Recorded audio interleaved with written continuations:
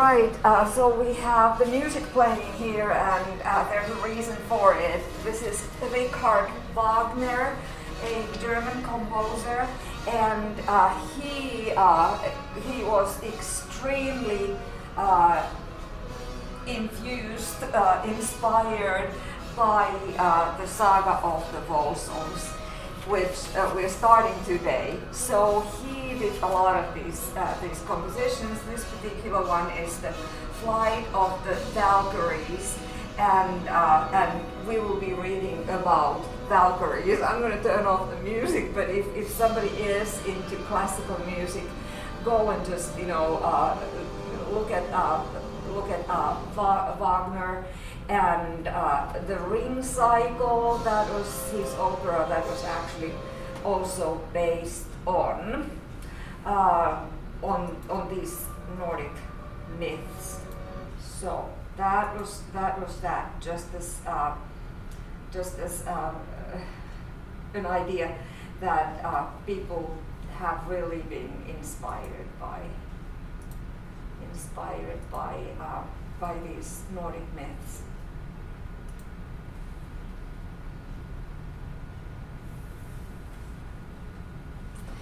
Okay, so a small book, not very thin, divided into a number of very short chapters, but a lot of things happen. If you started it, you'll see that there's a lot going on, and a lot of ground is being covered by in a very short space. Now, this is a genre that you may not be all that familiar with. We're looking at like Icelandic sagas, and this is a saga as well. They are stories. They are prose stories, so obviously fictional. But sometimes there are some characters that may have been like real characters, in the same way as the Beowulf poem that we already did. So. There is no author.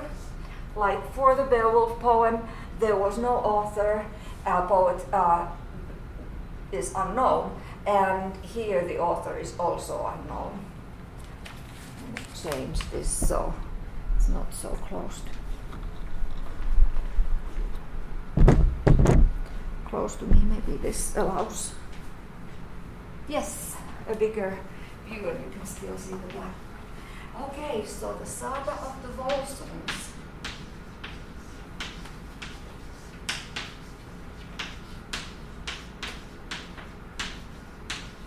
And if you have never heard of this before coming into this class, no worries, because it's not widely read. It's interesting literature, but it's not like the greatest literature in a way that it's kind of that it flows or whatever. You probably already noticed that the chapters, they start in weird ways, like for instance, now this is this that needs to be told, and now I'm going to be telling this. Like for instance, on the first chapter starts on page 35. Here we begin by telling of a man who was named Siggy. And of course that's a viable way to begin, but then the next chapter starts, no, there is this to tell. And chapter 3, there was a king called Siegward, who ruled over Gotland. Sure, this is like a fairy tale. Now, sagas are like fairy tales. Number 4 starts, no, there is this thing to be said. 5 starts, now it's time to tell that King Volsung, and so on. So the whole point here is that these kinds of openings, they establish a genre. A genre is a text type that has certain features, and we recognize these genres. So after reading the Icelandic sagas, if you ever encounter another one, you will recognize that this is another example of the Icelandic sagas. In the same way as, if you hear something like, once upon a time there was, you know that that's going to be a what? A fairy tale, yes. So different genres have these kind of prototypical beginnings, endings, and just ways of developing. So the Saga of the Volsungs, if you hadn't heard of that, now you have. Now you will be belonging to a relatively small minority of people who have actually read it. And they aren't that bad. Even though some people say this is not like great literature because it's very like, the story goes in an interesting kind of very, very prosaic kind of way. It doesn't try to be beautiful. Like the Beowulf poem, it was full of these alliterations and it was full of the apposition. Like, you refer to a particular person with 10 different ways, like the provider of his people, the defender of his folk, the brave one, and so on. So all these circumlocutions referring to Beowulf, for instance. But we won't find that kind of, decorative flourishes in the Icelandic sagas. It's, what you see is what you get, and they don't bother with that. So it's the facts. They list the facts. It's a little bit like reading a chronicle, not like, this happened and then the next thing happened and so on. But these are really exciting. So once you start reading them, it's difficult to put them down because you want to see what happens to this person next. And the fascination about the Saga of the Volsungs, for instance, is that even though it's a faraway place, even though these people lived hundreds of years ago, the story is said to be, like 800 or even before. These things could happen today, except for the supernatural stuff. But the supernatural stuff makes it kind of interesting to read. And we are not that far away from that because there are, on TV you can sometimes find these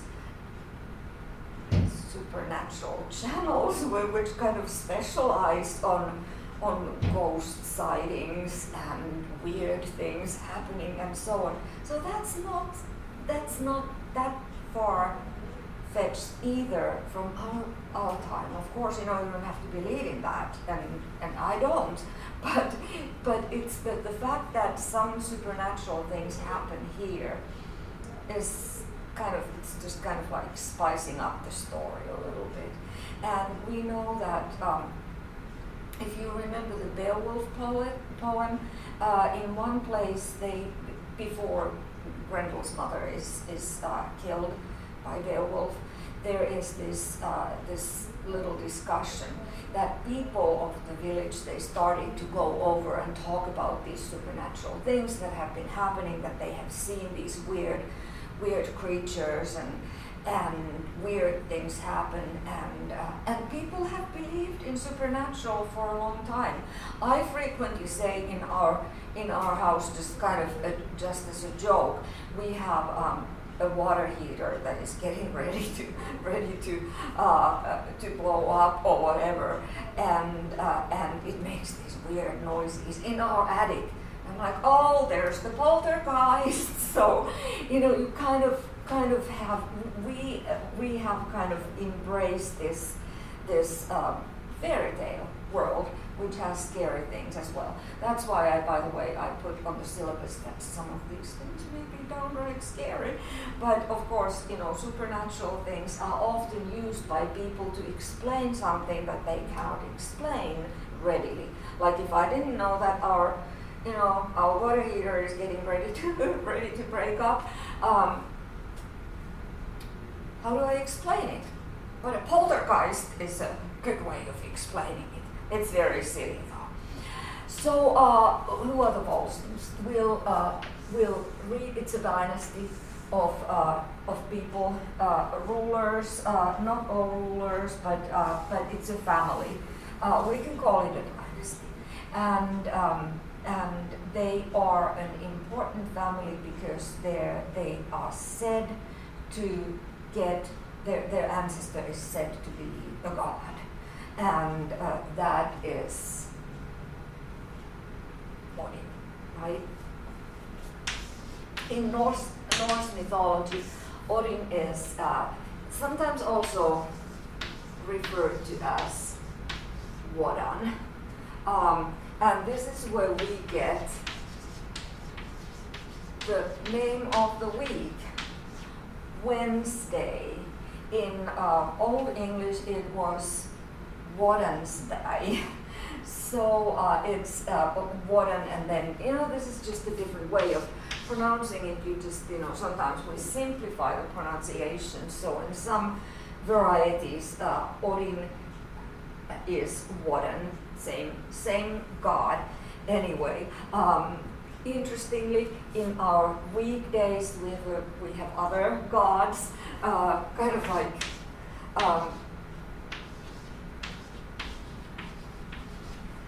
kept there as well. Tuesday is named after the Norse god Tyr, and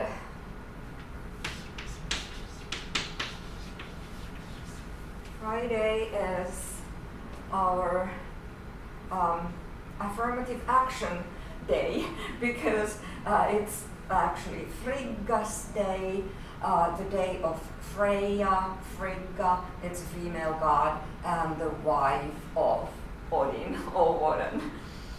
So we have kept these Norse weekday names. People don't think about it that way, but the pagan times are far gone, and yet even after the Christianization of England, these Nordic god names stuck to the name days.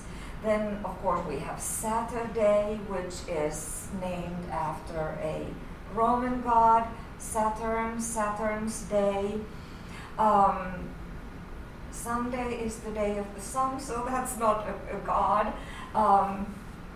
And Monday is the day of the moon, which is not a god either. So sun has a day and moon has a day, and then all the rest of the days are named after pagan deities. Interesting. Also related to this is the fact that Easter, which is the biggest Christian holiday, and Christian faith came to England already in 597. So this is all referring to Old English, and obviously the sagas were not written in Old English. They were written in Old Norse. But Easter is the biggest Christian holiday, yet Easter means it's named after Estre, which is a pagan goddess of dew and dawn. So again, a pagan name stuck even for such a Christian thing as Easter. So why did people do that? Because when the Christianization of England, I'm talking specifically about England here, and it could be generalized to other places as well, but England specifically, because these are English words, what was thought that, okay, we'll let people to continue, we don't want to start changing the names of the week because it's such an integral part of people's everyday life. And then if we allow people to call Easter a Christian holiday, it coincided with a pagan holiday, by the way, initially. So if we allow people to call the Christian holiday Easter, it's not a holiday. It's another kind of a recognizable event in kind of explains all the Christian faith. But if we allow people to call it Easter by the name of this pagan goddess, then maybe people will adopt the whole faith a little bit more easy. Anyway, interesting things. So that those are the Norse gods. That, every time we look at our calendar, is it happening on Tuesday or Wednesday or Friday? So we are referring to Norse gods. Woden or Odin was the main god. He was the there's another one that I might want to mention, and that's Thor, which gives us which day? Thursday, right? So Thursday is the thunder god's day. Thunder, of course, comes from Thor as well. So we've got 4 of them. Okay, so the Saga of the Volsungs, going back to that, it is a 13th century prose epic. Prose epic meaning this is a story that covers a lot of ground. It focuses on people in a particular family, and it's based on stories in much older Norse poetry. Same thing as in Beowulf. The story written down sometimes like 750 to 1000. Scholars debate that.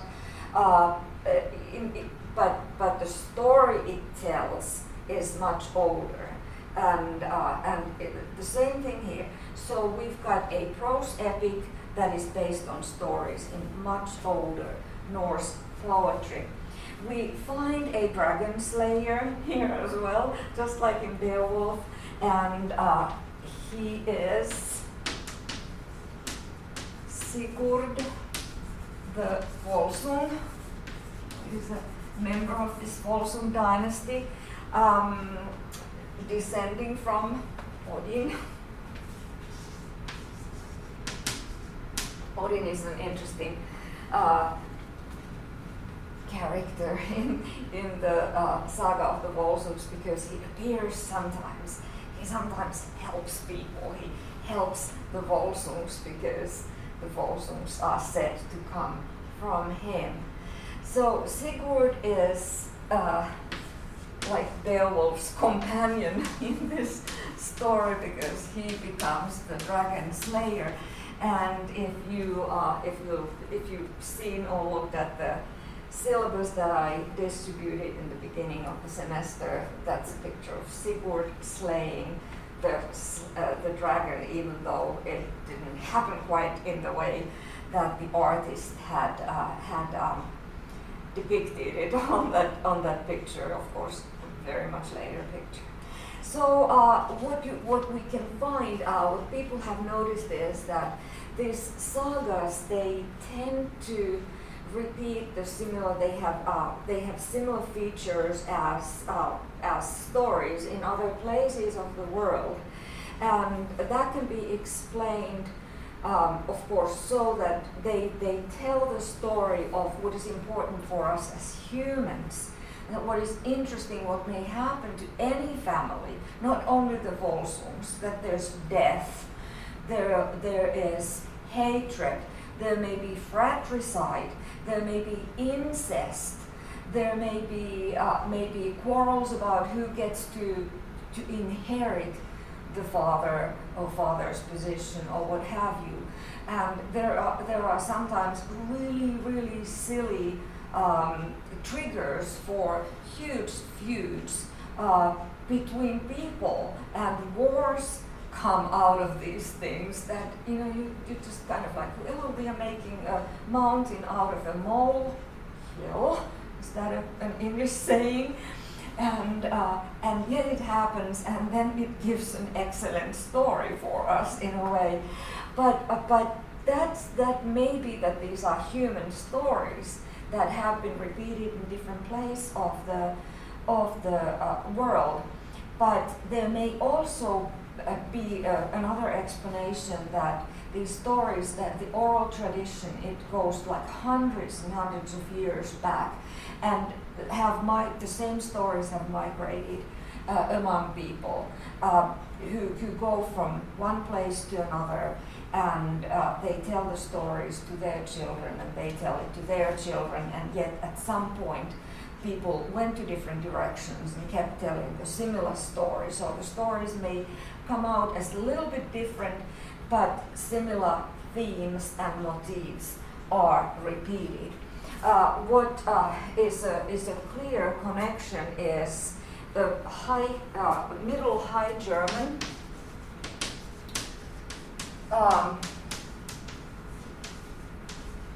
story, on which, and this is why I played the Wagner in the beginning, because Wagner based this on his music on Nibelungenlied, and also, you know, the Saga of the Volsungs, same thing in a way, Nibelungenlied,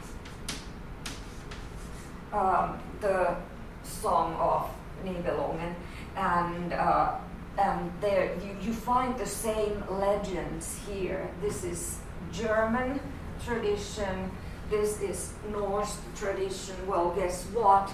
They have been in contact with each other and are actually Germanic peoples, both. So the Norse, North Germanic people, Germans would be West Germanic people, like we are too. So if in Beowulf we find a dragon, and a dragon that needs to be slain, that's also the similar kind of a tradition, and written by an Anglo-Saxon poet. Again, English being also a West Germanic language, West Germanic culture related to German, and also all the Scandinavian languages are North Germanic. So, you know, we have this kind of ancestral common source for the stories that we share. And if you like read fairy tales, for instance, and you're like, I've heard this before somewhere else. So Nibelungenlied is the German version of this, and in the German version you have Siegfried as the dragon slayer, the one of the main protagonists. Here in the Saga of the Volsungs, it's Siegward, but it's easy to see that these names even are closely related. By the way, when you read the Saga of the Volsungs, you will find a lot of names starting with S, and they sound really similar. Try to keep them separate. What I try to, and I will give to you, like, you know, a little family tree where you can, okay, this was Sinfjotli, this was Sigurd, and so on. So what else is similar? You've got Siegfried, you have Sigurd here, but there are other things that are similar as well. There is this treasure that is hidden in Nibelungenlied. It's Rheingold, which is the gold at the bottom of the river Rhine. And the story kind of evolves around that, because somebody's hoarding the Rheingold and then other people want to have it. Well, reminds of the dragon in Beowulf, right, who is hoarding his gold in a cave. This is at the bottom of the river. But also in Beowulf, if you think about Grendel's mother, she also had that treasure in her cave at the bottom of the sea or mere. So similar kinds of motifs. Here in the Norse sagas, we also find, and in these sagas, one similarity is that there is a supernatural woman.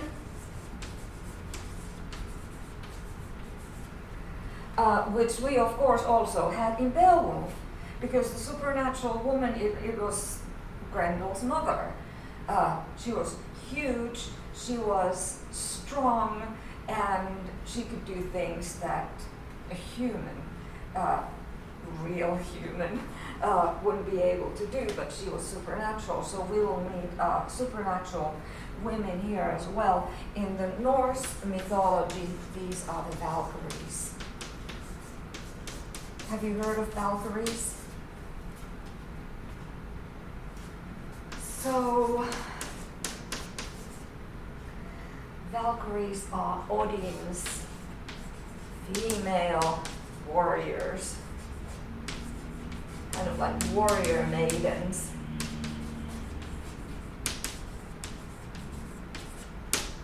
Have you heard of Amazons? Yeah. So, exactly, yes, so similar kind of an idea, except that these are, Amazon, we often just think about them as really big and really strong and not necessarily beautiful, but the Odin's warrior maidens, Valkyries, they're very beautiful. Now that reminds us of the Greek stories, where you have these sirens that are tempting people. These Valkyries are they kind of strange because they can look like normal women, but then they have these supernatural powers and they are warriors. They're very they're like heroines, very heroic in that way. So also the story of the Volsungs, it's full of supernatural elements. You have Odin, obviously, like the ancestor of the dynasty, but obviously, not a real person, it's a pagan god.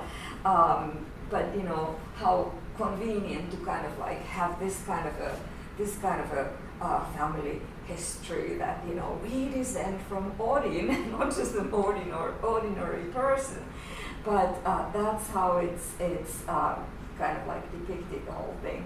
So we've got these supernatural elements, and Odin is a one-eyed person here,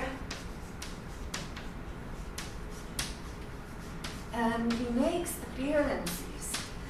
He makes appearances as an old man, which we can think that Odin would be, but he also can appear in like shape-shifting forms.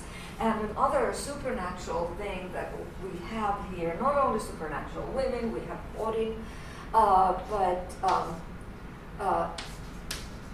shape-shifters.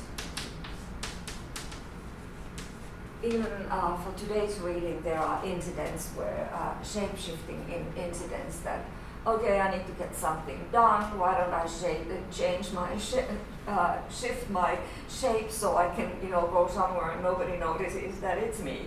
So that happens quite often in the Icelandic sagas. The saga of the Volsungs is not as realistic as the Icelandic sagas that we will start reading after we're done with the Volsungs. This has more supernatural elements. The Icelandic sagas, they could pretty much happen as is. So not so much supernatural stuff going on there.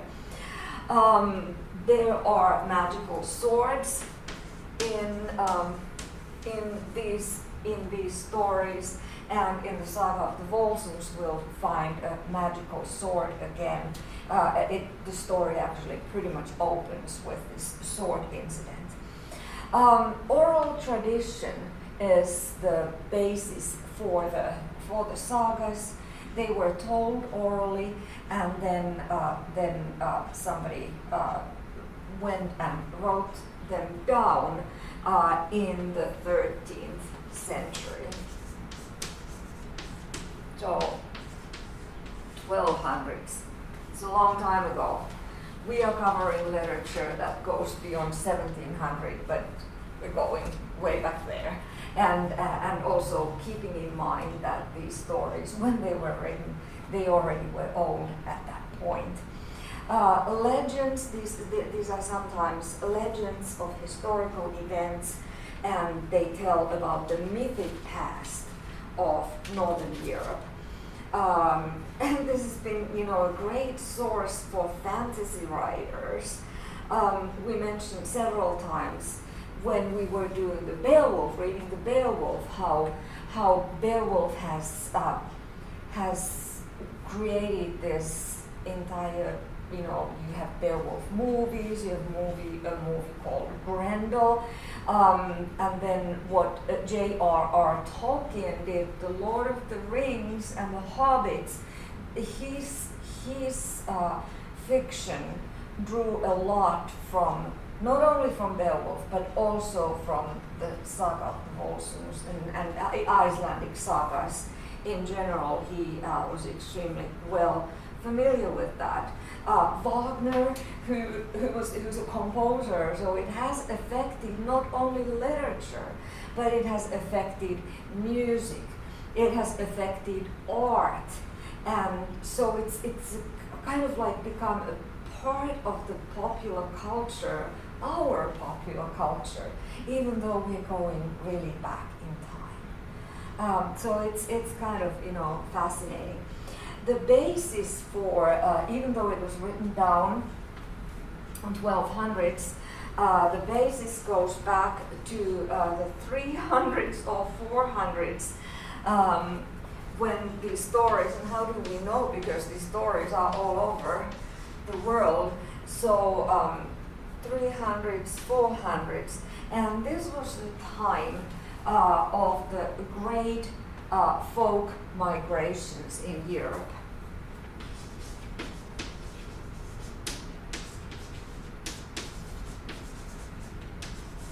You have probably heard of this in high school or junior high history, the great folk migrations, when people came from somewhere there in northern central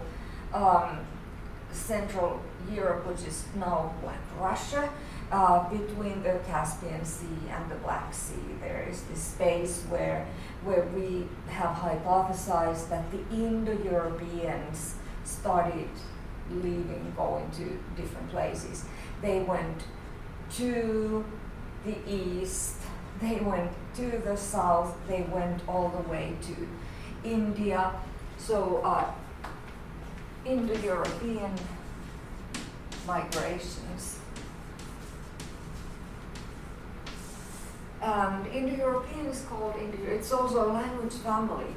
We actually speak a language that is related to Hindi, which is spoken in India, because the Indo-Europeans went to India and they went to Europe, and they went to all these different places. We can count like 10 different Indo-European languages which are spoken by people who can be, originally traced back to the Indo-European home, but that was this is not identical to the great folk migrations, but it's pretty much a similar kind of a situation, that people start wandering from one place to another, and the Indo-Europeans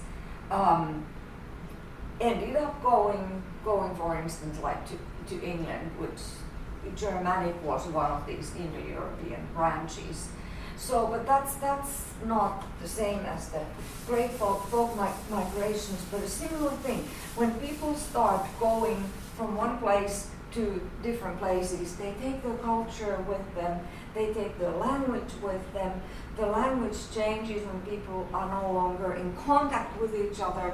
Stories remain, but they alter, because every time you tell the story, it may become a little bit different. So this is why we have like the Saga of the Volsungs and different versions of it in different places of the world. So the basis for the saga is historical events, actually, and something that got started during the great folk migrations in the 300s and 400s. When what we have here is Germanic tribes, and then also the Huns, Hun.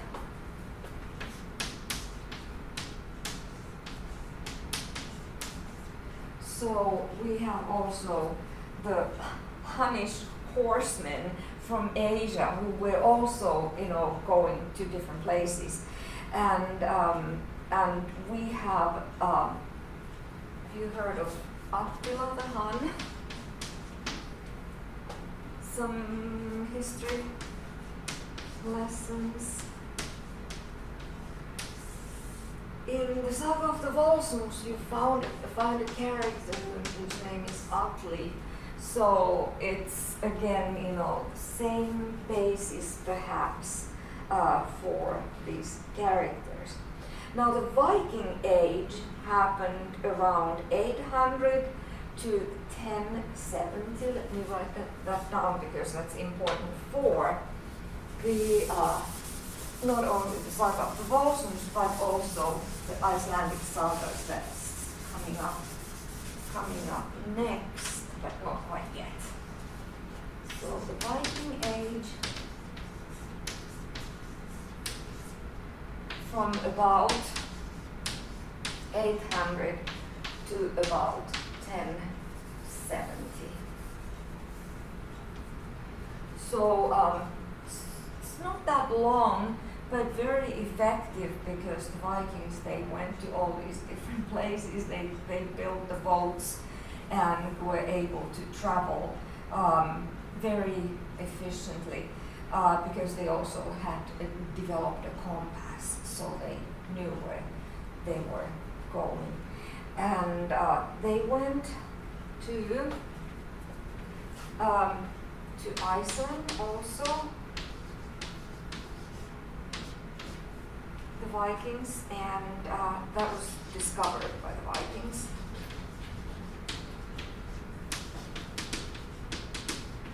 And many of them went because they didn't get along with somebody in Norway where they were living earlier, and we'll read about many different people who decided we hate this king, so we're going to leave and we're going to go to another place, and they went to Iceland. And a lot of them went there during the 9th century.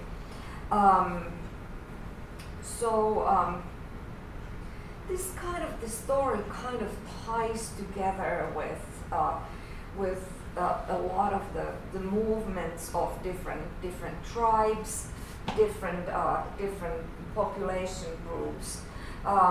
So this is a story of Siegward, first and foremost, but it's also a story of various tribesmen. Like I mentioned, the Huns, but also Goths and Burgundians.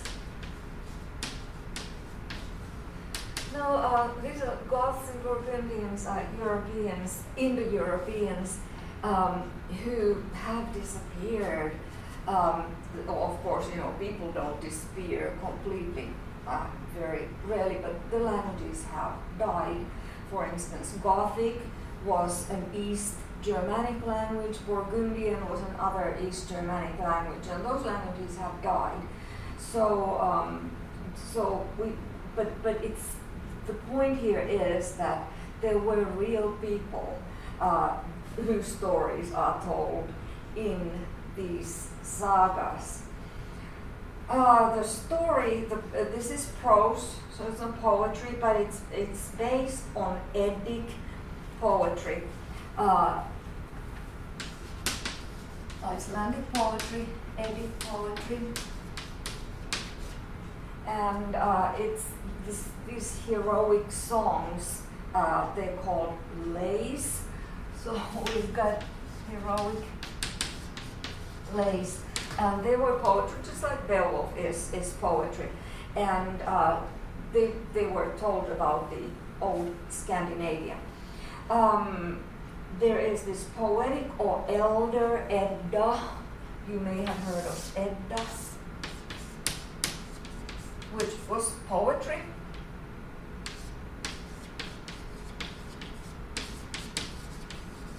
Edda, E-D-D-A, that's why it's called Eddic poetry. and that treats some aspects of the Volsung legend. Now the stories, they traveled all the way to Greenland as well, because that was founded by Icelanders. So if the Icelanders left from Norway and went west, found Iceland, and then they went further west and they found Greenland, which is called Greenland, not because it was particularly green, but it was used to kind of like, oh, go to that land, it's green, to kind of lure more people there. And of course from Greenland, some of the Nordic Viking explorers, then they came all the way to North America. So that was quite remarkable at that time.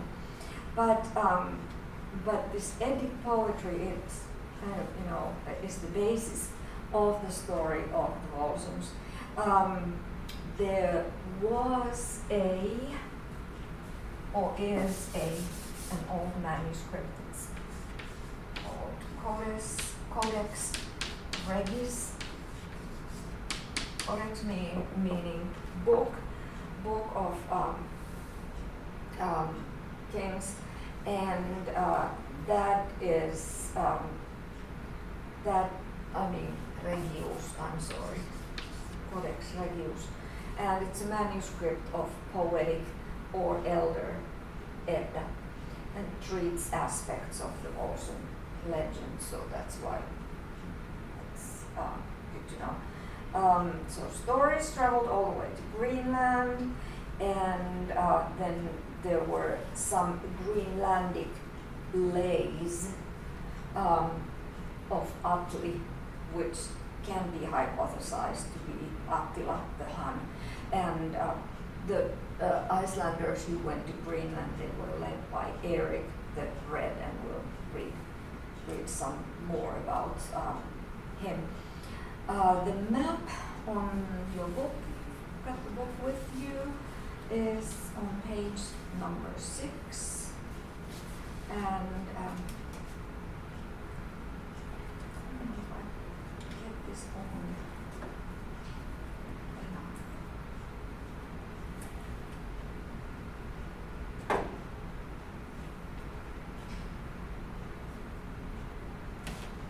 Sometimes this works, sometimes it's very precious.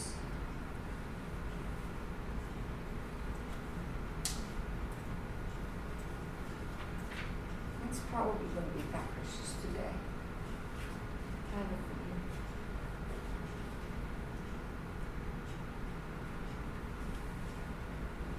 I hear some noises.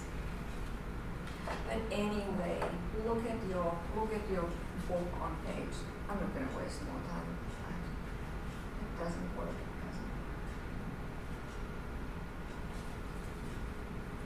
Okay, so you can kind of see, like, you see Norway there, from Norway to Iceland, from Iceland to Greenland, and out of the regions that are depicted there on the map, even further. You see Denmark, the little peninsula sticking out from Northern Europe, and all these areas where the Vikings went. To England as well, we have a lot of Viking influence there, and even further all the way to what is Turkey today. So they went to a lot of places. This is probably good to kind of like take a look at that map at some point, because it underscores the vastness of that particular cultural influence. Okay, so Icelandic poets are called skalds.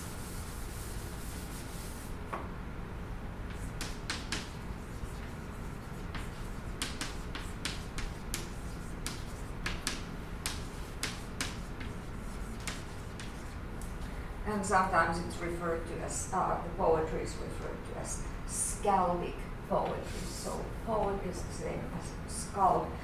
And the Icelandic manuscripts that these sagas are based on, they are the largest existing vernacular literature of the medieval West.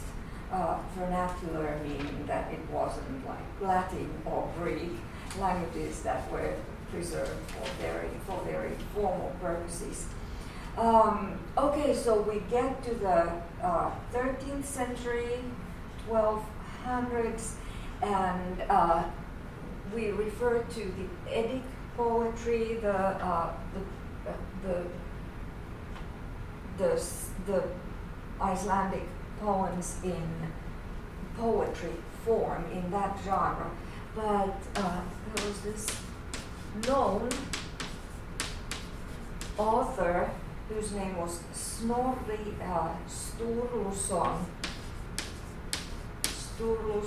Sturluson, son, and he created the prose Edda on the 13th century. So this prose Edda includes the Siegward cycle, the story of Siegward. And Icelanders, they created the genre, the saga, the prose narrative. So this is what we will be reading. The saga of the Volsungs, Eerie Stories going back to European prehistory, Odin's warriors, these Valkyries. You have stories of Sigmund and Sinfjotli who behaved like wolves. This magic happened because they were under spell. You have Sigmund and Sinfjotli, a father and a son, a team where Sigmund doesn't know that Sinfjotli is actually his son because he got conceived when the mother was under shapeshifters disguise and was actually Sigmund's twin sister, Signy. So we have a little bit of incest going on there. But there was a reason why Signy wanted to do that, to have a son with her brother, twin brother, and it seems like, okay, I understand this, but at least she was in a shifting disguise. So, but what we have in the saga of the Volsungs, we have these uncertain boundaries. The boundaries become kind of really blurry and fuzzy. Not blurry, I coined a blend. So blurry and fuzzy. But we have these crossings of boundaries that you are a human, and then the next moment you are almost like a wolf, or there's a very human-like animal, and so on. So the boundaries between nature and culture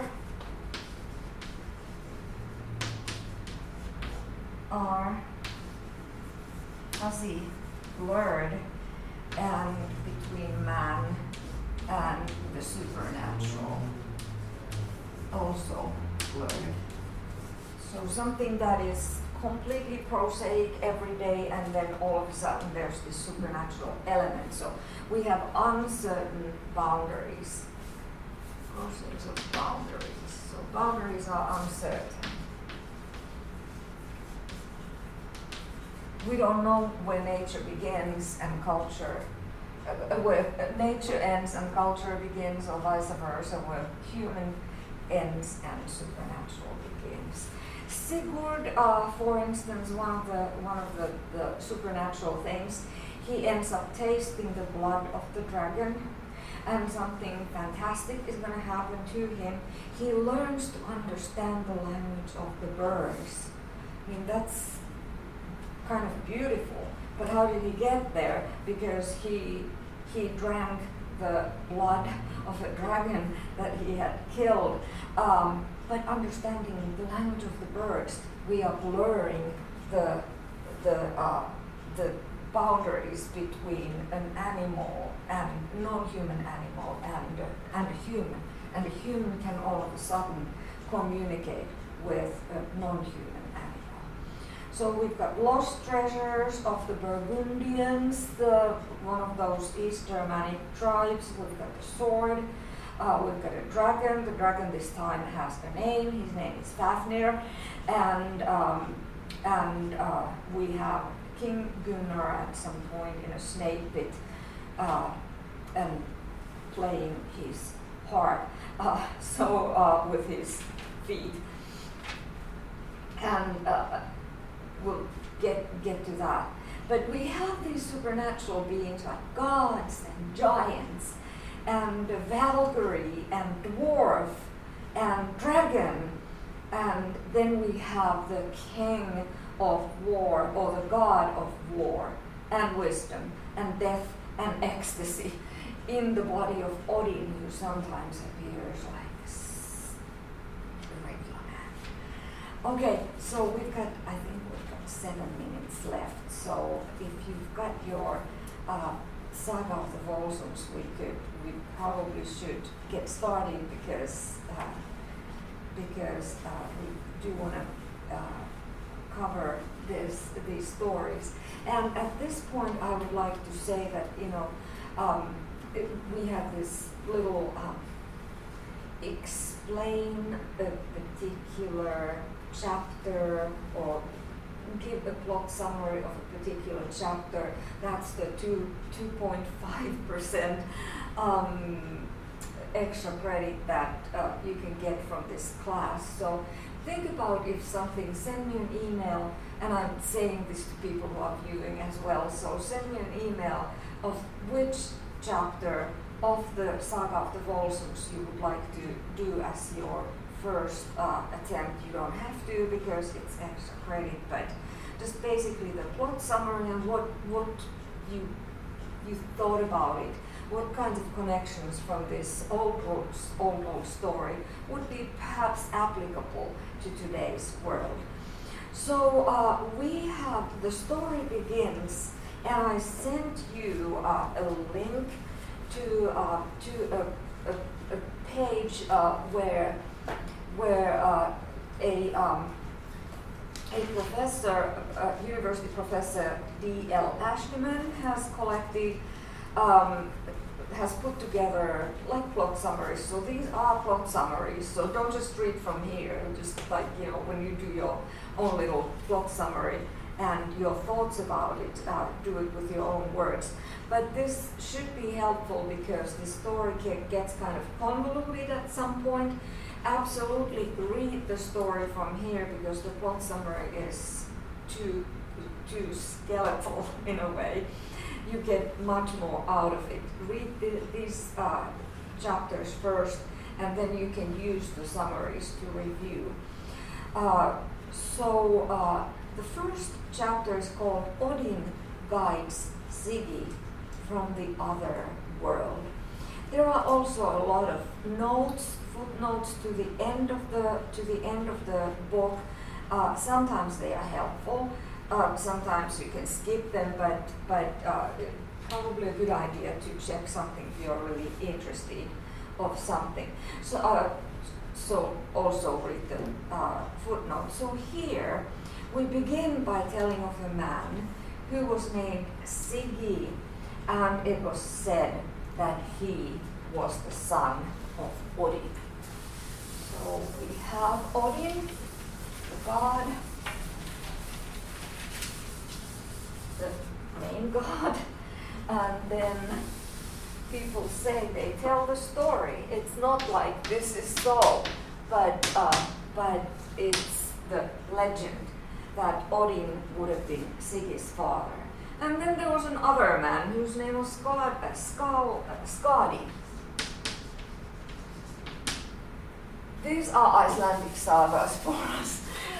They introduce these men, these dudes, or these women. You will notice that women will have a much firmer place in the Icelandic sagas and the saga of the Volsungs than they ever had in Beowulf. Yes, we had Grendel's mother, but then queens, Threthel's wife was mentioned, Well-Veiled was there, but her job was basically to, tell some stories and serve food for people, walk around in a party like, oh, would you like to have some champagne or whatever? It wasn't champagne for Vikings, for pre-Vikings, but anyway, so the women in Beowulf, they don't really have like this hero. Well, Grendel's mother is a woman, but is she really? She's like, not really human. But in the sagas, you will find very important women. So a different approach to women. So we have Scotty, and then they go out. Another man called Scotty is introduced into the saga. He was powerful and imposing. Siggy, however, was the more important of the two, and was of better stock, according to what was said in those days. The story of his father being Odin, obviously, of course. Scotty owned a thrall called Bredy. What is a thrall?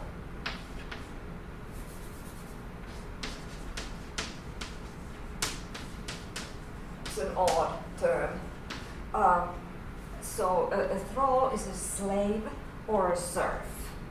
And we have the verb like enthralled, so it comes from the same stock. And what happens is, what happens? We've been introduced to Siggy and Scotty, his buddy Scotty, and then Scotty has a serf whose name is Bredy. Scotty owned a thrall called Bredy, who should be mentioned in the account of these events. Bredy was well informed in the things he had to do. He was equal in skills and accomplishments to those who were thought more worthy. So we have this hierarchy in the society, but the person who wrote this down is kind of giving a little bit of criticism of it. And he was better than some.